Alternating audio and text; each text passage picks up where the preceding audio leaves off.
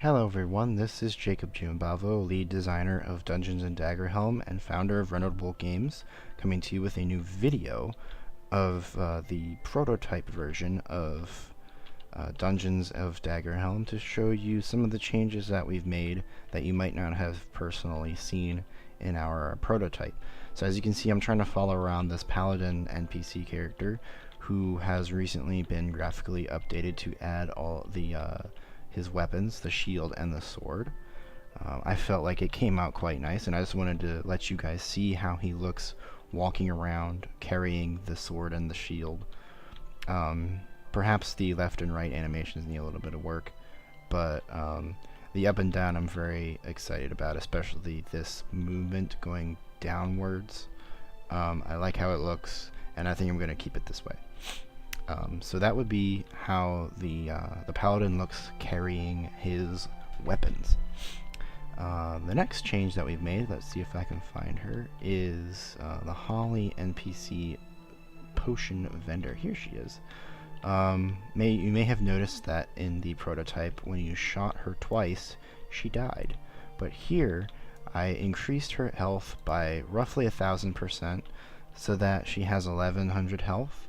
And she is a lot harder to kill, so that if you accidentally manage to, click on her to try to talk to her, she won't die after 2 hits.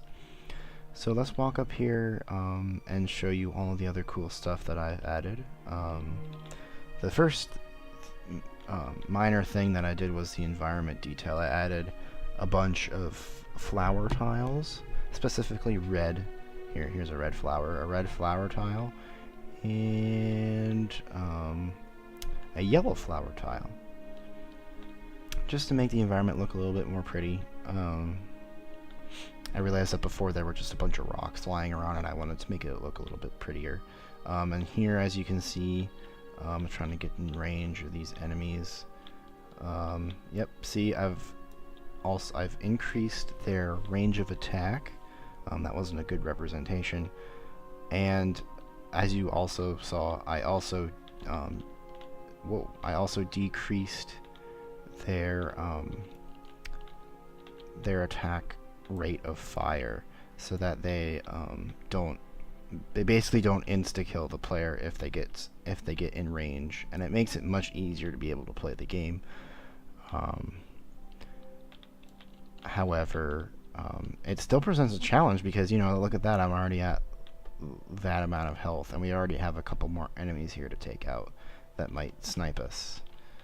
Hopefully we can shoot up here and just try to take out these enemies as much as I can, so that I can get to the rest of the level to show you all the flowers and stuff. So let's move on down here, and as you can see, I scattered a bunch of flowers around.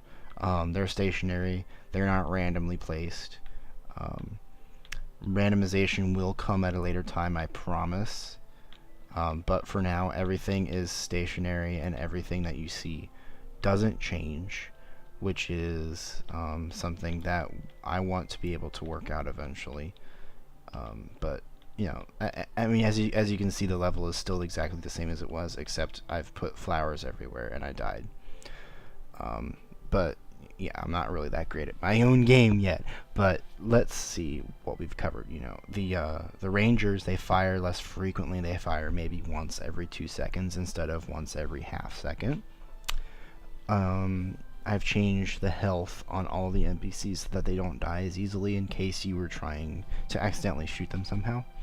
I've added the flowers to the environment. There's a whole grove of flowers down this area.